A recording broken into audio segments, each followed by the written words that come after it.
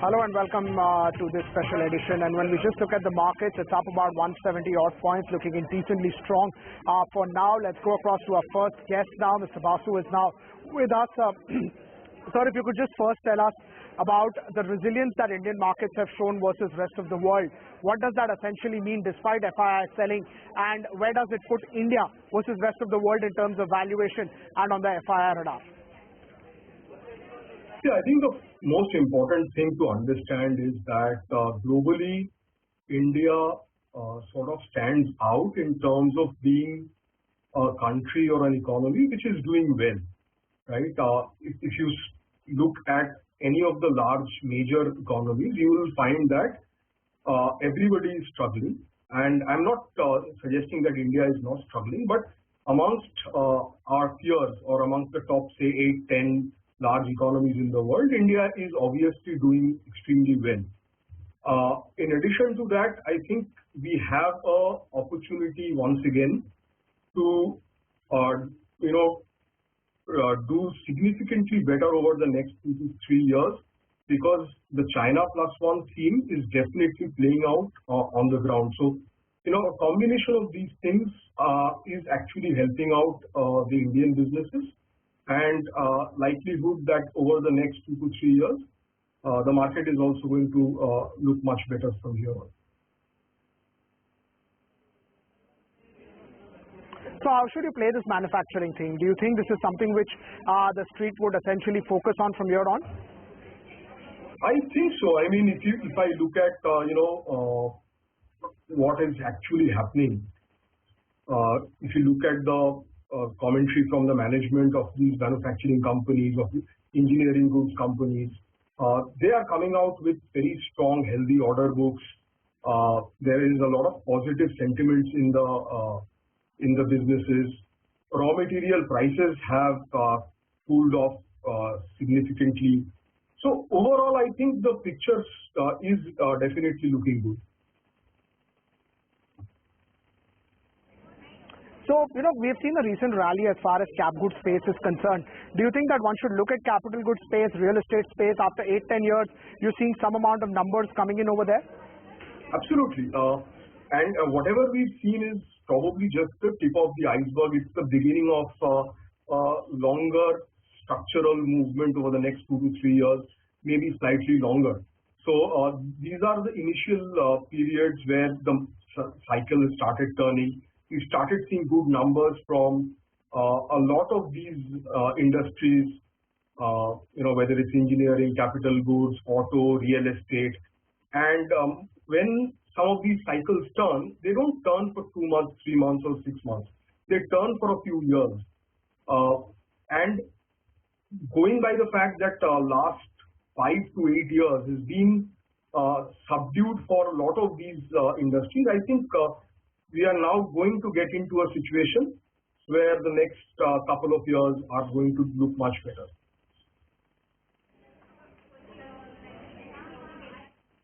Right. In terms of manufacturing, which are the themes that you would look at? So, you mentioned about the China Plus One. One is cap goods infrastructure, which is needed for further growth to support them. But how would you look at some of the exporting sectors, maybe X and IT and pharma, which have been traditional exporters? Which are the new light of growth that you would see in that line? In the engineering space, we should be looking definitely at, stocks or companies which will benefit from large capex. So there could be, abrasives, there could be gearbox manufacturing, there could be, a lot of these kinds of plays.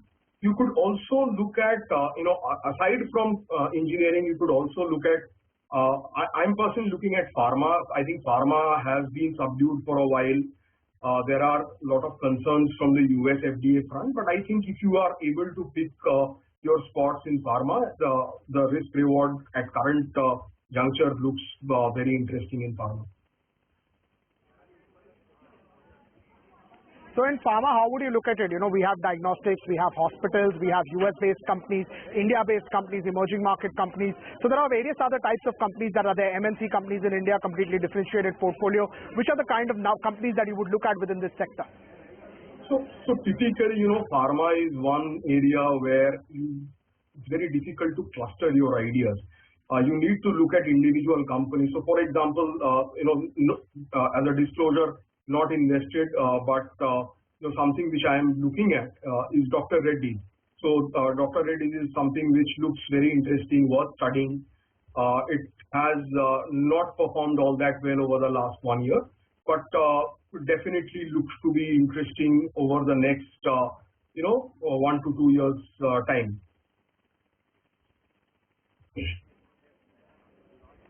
Right. So basically look at the large cap ones is what you're saying. Look at large cap ones, look at the ones where you have earnings visibility. Not only you could look at say a domestic facing play like maybe a JB Chemicals. So you have to pick your spots in pharma. I mean, every company is slightly different. So it's going to be very difficult to individualize and say that, okay, across the board you can buy. Right. In terms of IT, how would you look at it? We've seen numbers coming in, we've seen commentary coming in. How would you look at that space? I would be very, very skeptical, about buying into IT. I think there is significant amount of downside, both in terms of earnings as well as stock prices remaining. There is a slowdown, and that slowdown is going to have effect over the next 2 quarters. So I would be very skeptical. I'd be very wary of buying into IT companies. I don't think the correction is done as yet. But why would you say so? Aren't valuations looking attractive?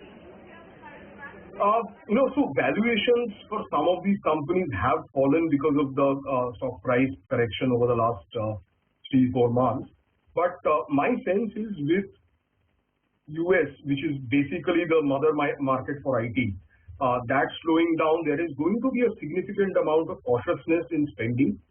And we've just entered into that phase. So it will take at least 2 to 3 quarters for that impact to come up. You will start seeing that, I think, from the coming quarter onwards, because it takes a little bit of time for the projects to start showing a little bit of, for clients to put their brakes on ongoing projects or prospective projects. So that is my expectation. I could be proven wrong, but I would not, get into IT aggressively at this point in time. Right. How would you look at the ongoing results season? A few of the results have started to come out, maybe ex-IT. How would you look at some of the names so far? Yeah, I think results, we're very early days into the results. Let more companies come through. Then we will at least get a better hang of what the trajectory is. But I think there is going to be a little bit of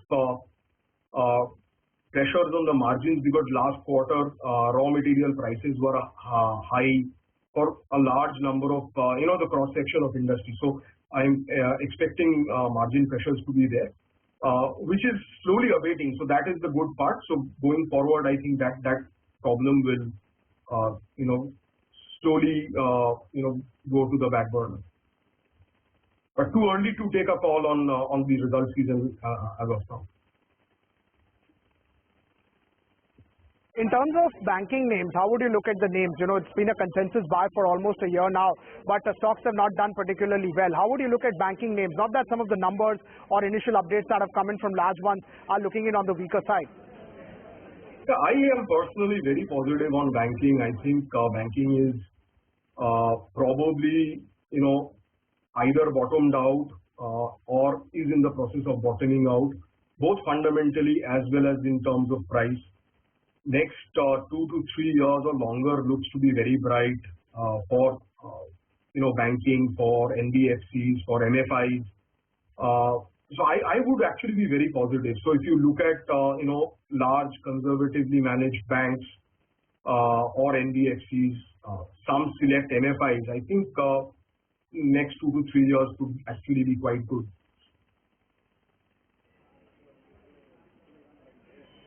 So where would you position yourself? You know, there are large banks, there are PSU banks, small size banks that are growing fast, NBFCs, MFI, I think you mentioned. How would you look at some of these sectorial names within the banking space?